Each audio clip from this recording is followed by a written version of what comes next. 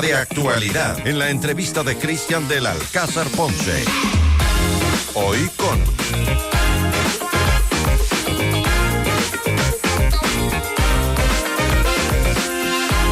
Aquí estamos, amigos, transmitimos en directo, nos pueden ver en fmmundo.com, en notimundo.com.es y en nuestra app, en todas las plataformas y redes sociales. Se termina el año, estamos ya en la recta final y bien vale hacer un análisis de lo sucedido en estos 12 meses. Hoy tengo el gusto de tener aquí en el programa a un querido amigo de los mejores comunicadores del país y que tiene las ideas muy claras. Carlos Vera, mi querido Carlos, un placer saludarte, ¿cómo estás? Buenos días, bienvenido. Cristian del Alcázar Ponce, un gusto y sobre todo una felicitación porque reinicia el programa de Jorge Ortiz a partir de la primera semana de enero. Estaré pendiente. Gran abrazo a los dos. Gracias, muy gentiles, sí, contentos ya con el regreso de Jorge a este programa que en elecciones pues es más que importante. Carlos, comenzamos el año con el conflicto armado interno, con el anuncio de guerra y con un último trimestre sin luz. Qué complicado que ha sido para el Ecuador este 2024. Y a pesar de eso yo lo considero positivo, más por lo que se ha impedido que por lo que se ha conseguido. ¿Qué se ha impedido? Dos factores determinantes. El uno, la violencia. Hay una reducción en ciertos sectores, por ejemplo, aquí al frente en Durán, 54%, pero se han disparado los secuestros y se han disparado las vacunas como producto justamente de que el negocio de la droga ha sido cortado y los que estaban en esa actividad han buscado otros y el gobierno y la estrategia de seguridad no encuentra una respuesta adecuada todavía. Dijeron que para diciembre iban a replantear la estrategia y yo no veo aquello. Pero sin embargo, comparativamente versus el estado de asedio que tenía este país, en inseguridad, la contención en algunos sectores, la recuperación de ciertos santuarios es rescatable, para no decir positiva o encomiable. Y en lo eléctrico, en cambio, hay una demora en la gestión que es atribuible a este gobierno, mientras que no lo es la culpa de la falta de alternativas que no se desarrollaron en 10 años y han tenido que ponerse al día en pocos meses, como el caso de Toachi Pilatón, votado 8 años y recuperado ahora por gestión y negociación de este gobierno. Ahora, a la gente le es muy complicado rescatar lo positivo porque desconoce el nivel de penetración del narcotráfico en este país y eso es lo que hay que mencionar para entender, no justificar, entender las limitaciones de este gobierno. Y segundo, el periodo de año y medio condicionado por la reelección. Este y cualquier otro gobierno que hubiera ganado un periodo de año y medio lo hubiera hecho con el afán, si hacía las cosas bien o se cree capaz, de reelegirse. Entonces eso ha limitado muchas cosas. Respecto a lo económico, yo veo que se evitó que se venga abajo la dolarización otra vez. Lo que se impidió es más importante que lo que se consiguió. Hay cierto orden en las finanzas públicas, se llega a diciembre pudiendo pagar sueldos sin apuro, cosa que antes era complicado. ¿A costa de quién? Básicamente de la clase media. Más impuestos. Más han golpeado los impuestos, el 15% especialmente, y de una disminución en la actividad económica vamos a caer en 1%, terriblemente preocupante. Pero aquello con relación a la debacle que se venía, si no se hacían este tipo de ajustes, es rescatable, así lo veo yo. Pero el vaso medio lleno antes que medio vacío. Claro, pero qué crisis económica tan fuerte la que estamos viviendo y la consecuencia de estos 3 meses con cortes de energía que llegaron a 14 horas, creo que todavía ni siquiera las vemos, Carlos. Las pérdidas se pueden estimar aproximadamente en $2,000 millones, pero eso se puede recuperar. Las vidas que se han perdido, en cambio, son irrecuperables y sin embargo se ha logrado evitar o disminuir las muertes violentas de cerca de 1,800 personas. Pero sobre eso, en lo político, para mí está lo más rescatable. Se impidió que un acuerdo de gobernabilidad hecho con el correísmo termine en un acuerdo de impunidad.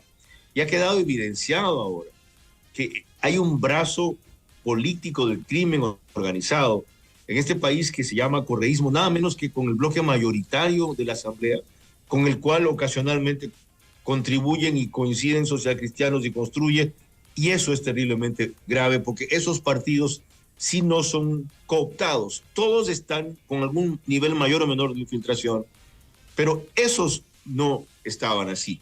Ese es el riesgo mayor ahora que se vienen las elecciones y en que otra vez Noboa se ha puesto por muy poco margen adelante. Parece increíble increíble que este país vaya a votar por un partido en tan gran magnitud como lo hace por la opción de Luisa González, 30-31%, por un líder que está condenado por corrupto, por gente que defiende a los narcotraficantes en la Asamblea. Parece increíble, pero ese es el riesgo principal, por lo menos que hasta ahora se ha evitado. Carlos, estos 13 meses de gobierno de Daniel Noboa, ¿cómo los calificas? ¿Crees que ha hecho un buen gobierno? Sabemos las limitantes, un gobierno de transición, gobierno corto, no estaba preparado, no tenía un partido fuerte, no tenía cuadros, personas para poner en los ministerios más importantes. ¿Le ha ido bien a Daniel Noboa como presidente o no? Ha hecho menos y más de lo que podía. A mí, por ejemplo, me parece el punto más alto del gobierno, el haberse corrido el riesgo de romper, como en efecto rompió, principios internacionales para impedir la fuga de gas del Ecuador. Eso requiere una dosis de coraje y de visión enorme, y a la vez una determinación de que las coincidencias con el correísmo que tenían no llegó al nivel de complicidad. Pero también es algo que no se puede hacer simplemente ingresar como se lo hizo a una embajada, en este caso de México, en Quito, Carlos. Se puede hacer, pero al alto costo que estamos pagando en imagen internacional y en este proceso que se sigue en la Corte Penal Internacional. Fue lo que hizo Colombia con nosotros cuando se dio cuenta que el régimen de Correa era cómplice de las FARC y la única forma de capturar y eliminar a Raúl Reyes era entrando a nuestro territorio. Fue una decisión extrema que yo no hubiera pensado ni aprobado, pero una vez que se tomó, desde luego que la felicité, teniendo claro que rompió principios internacionales, aunque no entró exactamente a una sede diplomática, entró a una embajada. La sede diplomática no es la residencia, en fin, pero los rompió. Y esos son los extremos a los que hay que llegar ahora.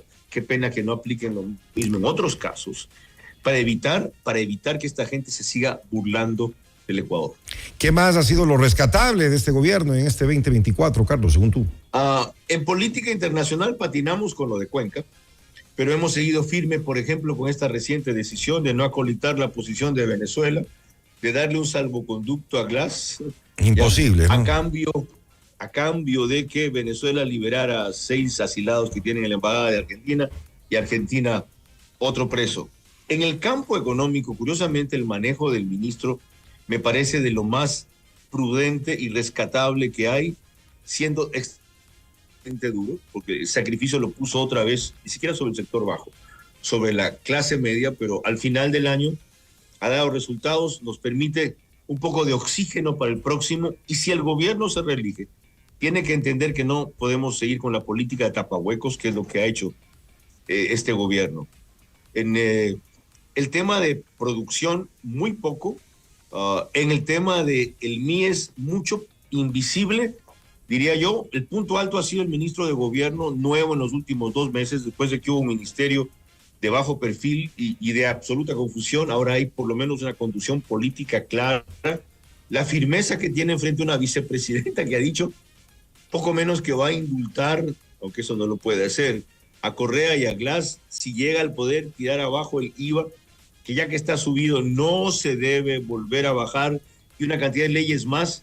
Es impresionante. O sea, tener un régimen, no solo con una presidenta o vicepresidenta contraria, sino conspiradora, y constantemente tener que enfrentar ese problema hasta ahora, y se resuelve recién la próxima semana, ha sido terriblemente crítico.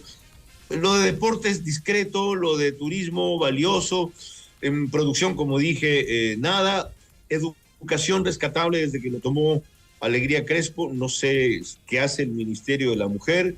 Cultura, una gestión muy de bajo perfil. Defensa, firmeza con las Fuerzas Armadas a un alto costo. Ya empieza la contaminación de algunos que están en las cárceles cerca de la gran tentación de los GDOs, pero el logro principal ha sido impedir que caigamos en lo peor. Ese es el logro principal. ¿Y lo negativo de este gobierno, en lo que se equivocaron grandemente a lo largo de este año, Carlos?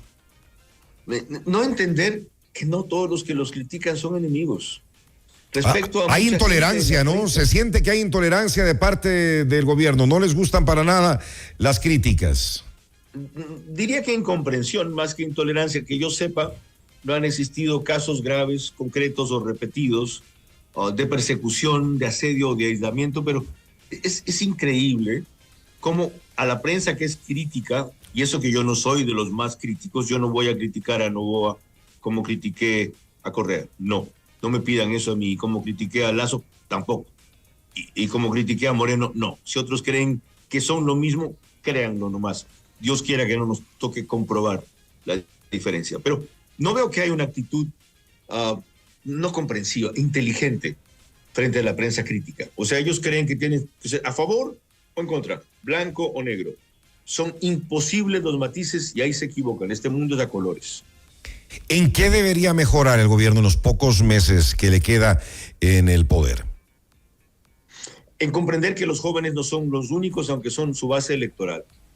Yo veo muy dedicado el gobierno a satisfacer y a complacer ese universo de 16 a 35 años, ya que 70% de ellos vota a favor, pero muy desentendido del sector bajo realmente de la población y más del medio alto, que puede ser en una elección tan apretada, decisiva. Y respecto a Quito, en donde esta radio penetra tanto, es tan prestigiosa y tan popular, igual, no veo, sino a partir de la última sesión con el alcalde, una política de comprensión y acercamiento a las necesidades de la capital. Qué bueno que se superó aquello de la serenata, qué bueno que el presidente comprometió su apoyo por el financiamiento del metro, en los 8 kilómetros que van más o menos desde la Y hasta Calderón, pero qué tardío. Veo mucha distancia de Quito cuando Quito le dio el triunfo a Noboa. Ahora, ¿qué va a pasar en las elecciones de febrero? Según los últimos números de una encuestadora muy seria como es Comunicaliza, que fue la que más acertó en las pasadas elecciones presidenciales, les da prácticamente un empate a los candidatos Daniel Noboa y Luisa González del correísmo. Va a estar muy peleada esta primera vuelta, Carlos. Justamente, y ayer le preguntaba yo a el director de la encuestadora, porque esta vez no puso empate técnico si la diferencia es un poco menos de 3 puntos. Y me dice porque mi margen de error es de 1,70 y pico. Entonces, cuando la diferencia es mayor que el margen de error, yo no pongo empate técnico. Y para mí lo sigue existiendo, como tú dices, aunque esta vez Noboa esté arriba y haya repuntado respecto a Luisa González, que estaba arriba. Claro, pero es una diferencia mínima, ¿no? Es una diferencia mínima, Carlos. Y eso es preocupante. Si bien el correísmo está en su techo, 30-31, no significa que no pueda crecer, porque Correa tiene una aprobación de 48% versus Noboa, que tiene una aprobación de 51%. ¿Cómo puede ser posible que Correa tenga una aprobación tan alta con todos los antecedentes que se han visto de todos sus cómplices y asociados de corrupción en casos como los de Metástasis y Purga? Bueno, a ese nivel llega a veces desde el desencanto o la desmemoria de un país que va a ser clave en la primera vuelta. Yo creo que las cartas están jugadas, va a haber segunda vuelta. Son esos dos los finalistas de la primera vuelta. El orden en que lleguen es fundamental. Para Noboa resulta fundamental llegar primero, aunque sea con poco margen. Si llega segundo, eso va a afectar emotivamente terriblemente a su electorado, aunque no significa que necesariamente vaya a perder. El resto de candidatos, por más esfuerzo que hagan, lo único que consiguen es entre todos un 10%, y los que dicen votemos por una tercera opción, ¿saben a quién le están quitando votos realmente? A Noboa. Yo lo siento mucho por Henry Cucalón, que para mí es una gran opción, pero impulsar la votación por él es quitarle votos a Noboa, porque la gente que votaría por Henry Cucalón saldría del electorado de Noboa, no del electorado de Luisa González. La gente que vota por Luisa González es muy convencida de eso y difícilmente cambia su voto. Ahí está el 25% del correísmo duro y un 5 o 6% del correísmo flexible. Va a estar muy peleado, definitivamente. ¿Cómo ves el 2025? Que bueno, viene marcado con 4 meses electorales muy, muy intensos. Optimista, aunque nada pudo ser peor que este año, créeme. ¿Tanto así? Optimista. Sí, pasamos el bache en lo eléctrico, en lo de seguridad y en lo económico. Ahora, si el gobierno se reelige y no entiende que este sí es otro juego, y aquí se le va a exigir hacer desde el principio lo que yo le he justificado que no haga ahora por todas las circunstancias que mencioné, gravísimo. No termina bien su periodo. Y si viene un gobierno como el de Luisa González, que ya sabemos a dónde va a ir, el Ecuador se va a precipitar con otra máscara, aquello que es Venezuela, aquello que es Nicaragua, inclusive aquello donde quieren llevar con mucha habilidad a Colombia, ¿ya? De esta ideología woke y de este tercermundismo del socialismo del siglo XXI, que encubre de discurso democrático lo que es una dictadura en ciernes. Bueno, que se vengan mejores días para el Ecuador y que sea un mejor año el 2025, porque este definitivamente fue duro, fue muy duro. Carlos, que tengas una feliz Navidad, lo mejor para ti, siempre. Cristian, los mejores deseos y toda la admiración para tu equipo y tu entusiasmo que no se ha dejado arredrar a pesar de todas las restricciones económicas y las incomprensiones políticas. Gran abrazo. Gracias, un abrazo. Carlos Fer en FM Mundo.